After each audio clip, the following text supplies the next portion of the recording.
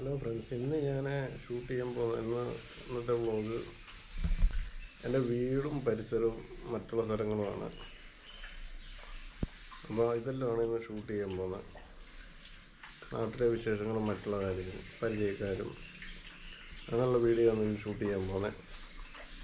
എൻ്റെ വീഡിയോ കാണുന്ന ആളുകൾ ചാനൽ കൂടി ഒന്ന് സബ്സ്ക്രൈബ് ചെയ്യും. ഓക്കെ, ഇതാണ് എൻ്റെ വീട്. ചെറിയ വീടാണ്. അപ്പോൾ പകുതി കോൺക്രീറ്റും പകുതി ഷീറ്റുമാണ്.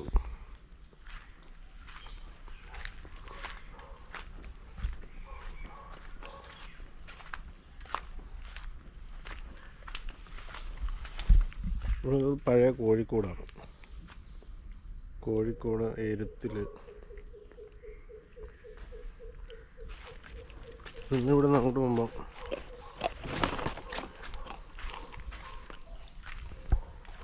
ഇത് കാന്താരിക്കൊല്ലയാണ്.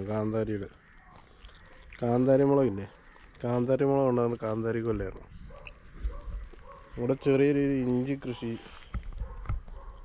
മറ്റുള്ള സൗകര്യങ്ങളൊക്കെ ഉണ്ട്. ഇഞ്ചി കൃഷി, പുറത്തോട്ട് നോക്കുമ്പോൾ വാഴ, പ്ലാവ്, വാഴക്കൃഷി.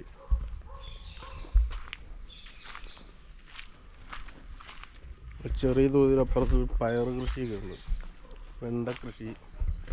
ഇത് വാഴയാണ്, വാഴക്കൃഷി. വാഴത്തോട്ടമാണ് നമ്മുടെ.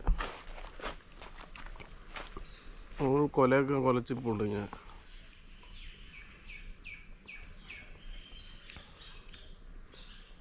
വാഴത്തോട്ടം.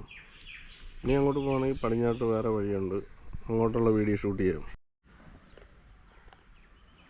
ഇതാണ് ഇവിടെ ഒരു പയർ തോട്ടമാണ്.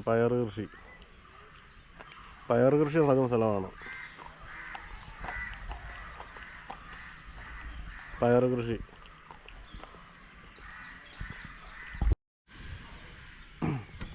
ഇത് ഞങ്ങളുടെ അടുത്തൊരു ഏരിയയാണ്, പള്ളിപ്പുറം എന്ന് പറയുന്ന സ്ഥലം.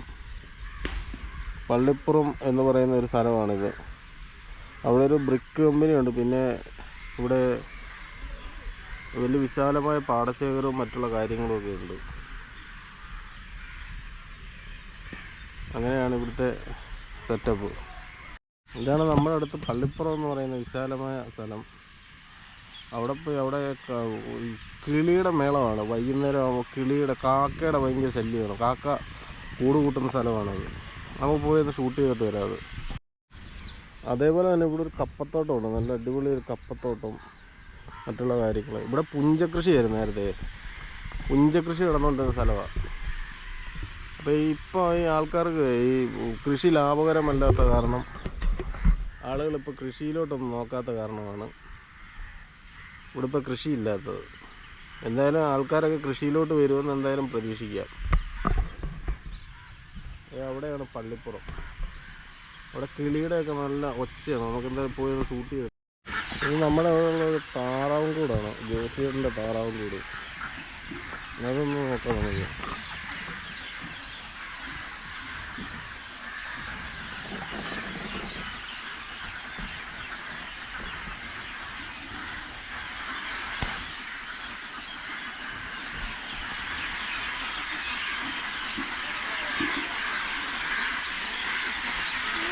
ഈ താറാവും കൂടാണ്. ഒരു 500 താറാവുകളും ഉണ്ട് ഇതിനകത്ത്. ഇതാണ് ഞാൻ മുമ്പേ പറഞ്ഞ കിളി, കാക്കയും കുരുവിയൊക്കെ വൈകിട്ട് കൂട് കൂട്ടുന്ന സ്ഥലമാണിത്. ഇത് റബ്ബറും തോട്ടമാണ്. കാരണം ഇപ്പോൾ റബ്ബർ വെട്ടിയിട്ട് വലിയ ആദായം ഇല്ലാത്ത കാരണമേ ആളിത് കാട് പിടിച്ച് കിടക്കുകയാണ്. ഇവിടെ മുകളിൽ മൊത്തം കാക്കയും കുരുവിയൊക്കെ വൈകിട്ട് കൂട് കൂട്ടുന്നത്. ഭയങ്കര മേളമാണ്. അപ്പോൾ വന്നിരുന്ന നല്ലൊരു പ്രത്യേക ഒരു സുഖമാണ് കേട്ടോ. കാക്കയും കുരുവിയൊക്കെ ഇവിടെയാണ് കൂട് കൂട്ടുന്നത്.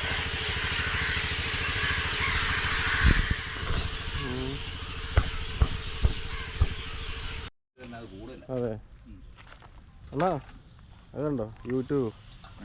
അതാണ് നമ്മുടെ ബന്ധുവാണ്. അപ്പോൾ പുള്ളി അത്യാവശ്യം കൃഷിയാണ് കേട്ടോ. നമ്മുടെ അമ്മാവനാണ്. അപ്പോൾ പുള്ളി കൃഷിയുടെ ആളാണ്. അപ്പോൾ പുള്ളിയുടെ കൃഷിയാണ് നമ്മളിപ്പോൾ കാണിക്കാൻ പോകുന്നത്. എല്ലാം പോച്ച കയറി കിടക്കുന്നു. ഒന്നൊന്ന് കാണിച്ചു തരണം. അണ്ണ കൂടോ.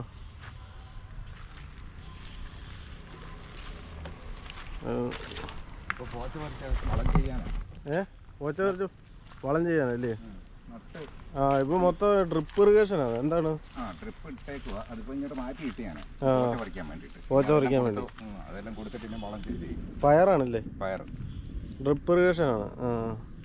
അതെല്ലാം പൈപ്പൊക്കെ ഇട്ടു. അവിടെ കുക്കുംബറുണ്ട്. അവിടെ കുക്കും അങ്ങോട്ട് മാറിയിട്ട് അവിടെ പാവലുണ്ട്. പാവലുണ്ട്.